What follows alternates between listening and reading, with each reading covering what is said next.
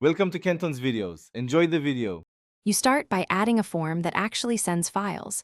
Make sure the form uses a type equals multipart / form data and a file input named file.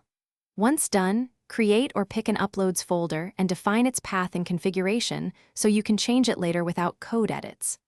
Also add using system I/O at the top of the controller or code behind. This lets you move and validate files. Make sure the project has right permissions to that uploads folder before you proceed. In your controller action, accept the uploaded file as iForm file core or HTTP posted file base framework.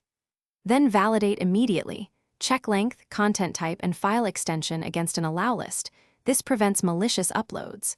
Once validated, generate a unique file name, use a GUID or timestamp to avoid collisions and build the full path with path. Combine to prevent path traversal. Then open a file stream and copy the iForm file to disk. These checks keep your app secure and robust under concurrent uploads. After successfully saving the file, return a clear response.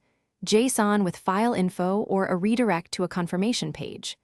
Make sure your app and IIS have appropriate request size limits and that the uploads folder has right permissions, otherwise saves will silently fail.